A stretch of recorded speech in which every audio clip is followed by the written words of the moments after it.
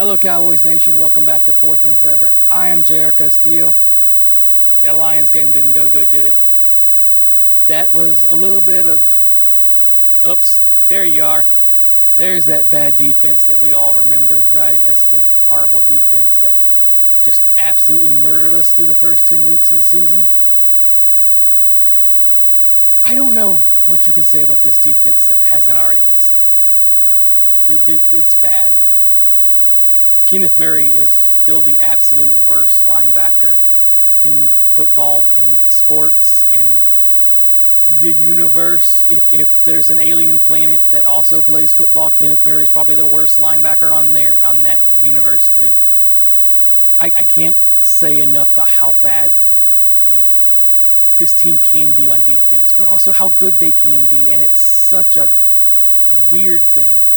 How just random this team is. How just absolute just chaotic they are. One thing is clear. I don't think Matt Eberflus is long for this team. And I think it should be when this season ends, so does the Matt Eberflus era as defensive coordinator of the Dallas Cowboys. Because I don't think his scheme will fit long term in what this team needs to do. They're just not. It doesn't. It works, but it can't work with what we have. The Cowboys have invested too much money in someone like Deron Bland for him to be playing zone coverage. It doesn't work. It doesn't. They can't. He can't get out of his own way. It seems to be the issue. Is Matt Eberflus can't get out of his own way. The first 6 plays the Cowboys ran on defense, they had 5 blitzes, they had 4 quarterback pressures, and a sack. And that's in the first 6 plays. They did not run another blitz in the entire game. Do you know how hard, how was that even possible? How do you even, when you are getting just absolute trounced the way they were, when you are getting beat down the way they were, to not run another blitz, to not even think about it?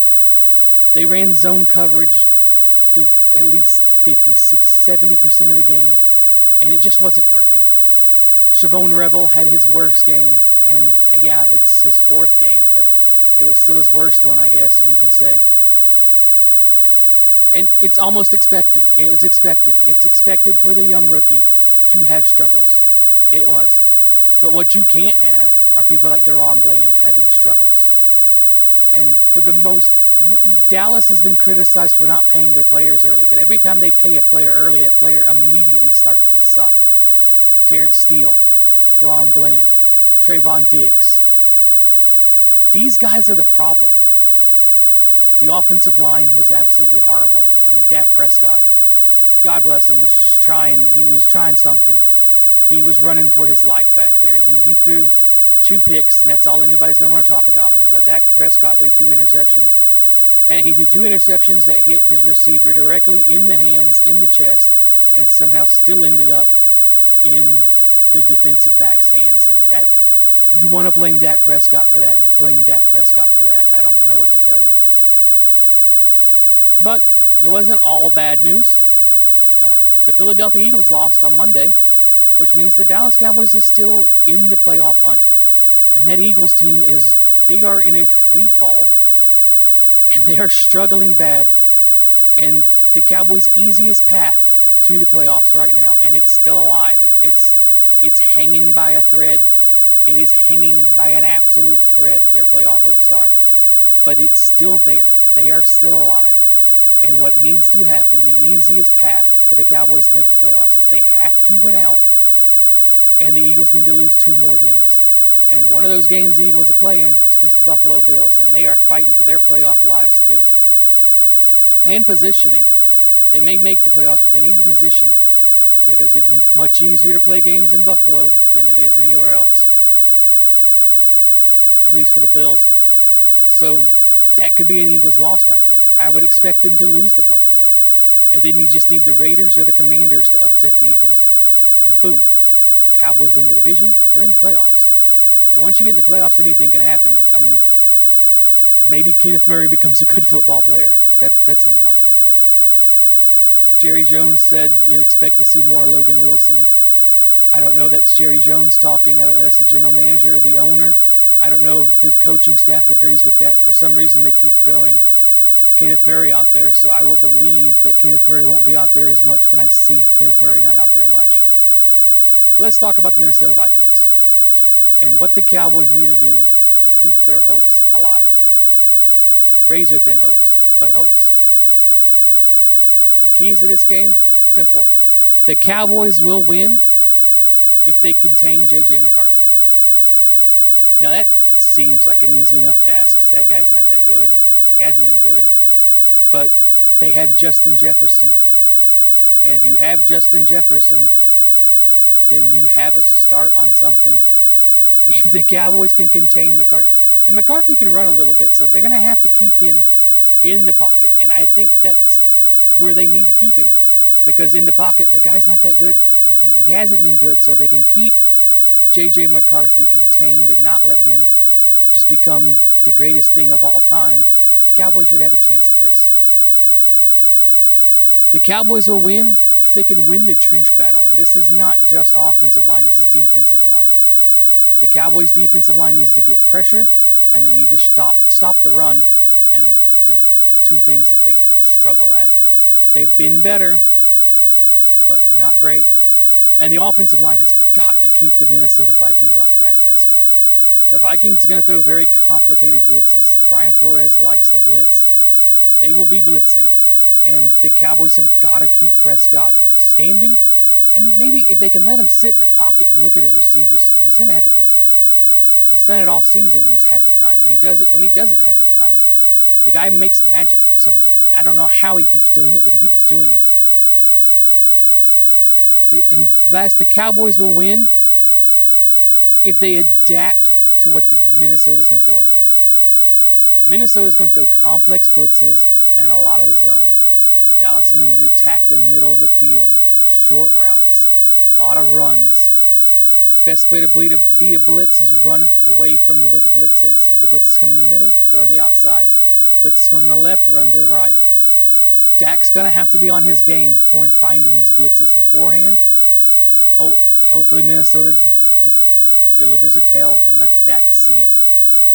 And then after that, attack. Attack the middle. Attack areas you can get that aren't, because probably not going to have much of a deep game in this game. Minnesota's going to take away the deep game and blitz.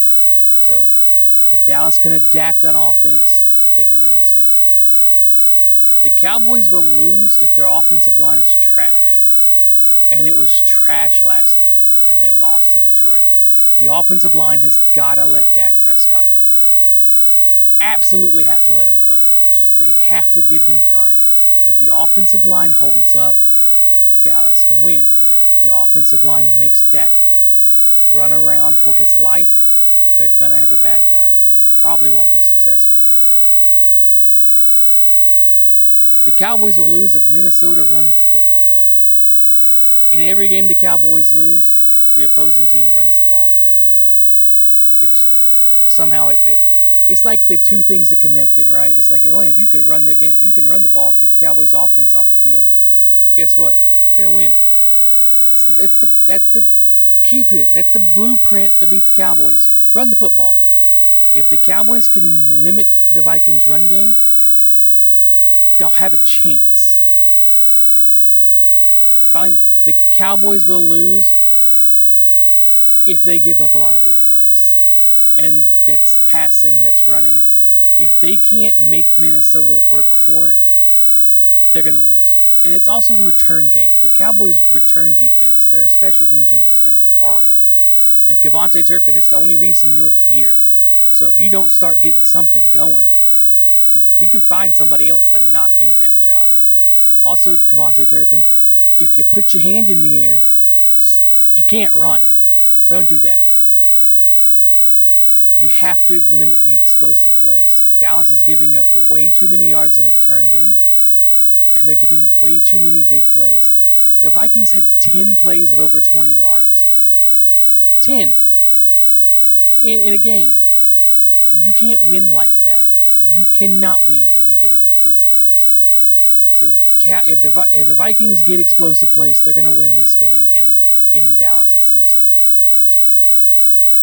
We're in the home stretch. We got 4 weeks left, guys. We got 4 games, and Dallas is in the playoffs. This is the playoffs start now. Another loss, and this thing is done. It's wrapped. We can talk about the draft. Until then, you have to keep fighting. You have to keep going out there and trying to do something different. I believe this team has the talent to win out. I believe they're more talented than what they've let on. And hey, if you win out, go 10-6-1 and miss the playoffs, you won 10 football games with one of the worst defenses of all time. That is a starting point. So that's what the goal. That's the immediate goal. Win 10 games. Whatever happens after you win 10 games, that happens, and we can deal with that when you get there. But let's get these wins. Let's finish this season strong, and whatever happens, happens. But that is the end of this one. Be back after the game, then we'll talk about it next week. This will be the format for the remainder of the season. I'm just swamped with school stuff and everything, so I can't do full highlight breakdowns. Plus, I don't have the stuff to make the good highlights. Maybe for season 2, we'll invest in the All-22 film camera and really get breaking down things. But that is this week's episode. Let's go Cowboys. Let's win. Let's have the Eagles keep losing, because even if we don't make the playoffs, watching the Eagles lose is hilarious and fun, and that's an enjoyable thing as it is. But let's go Cowboys. Let's beat the Vikings, and let's finish this last home stretch on a strong note. Let's go Cowboys! Let's go Cowboys!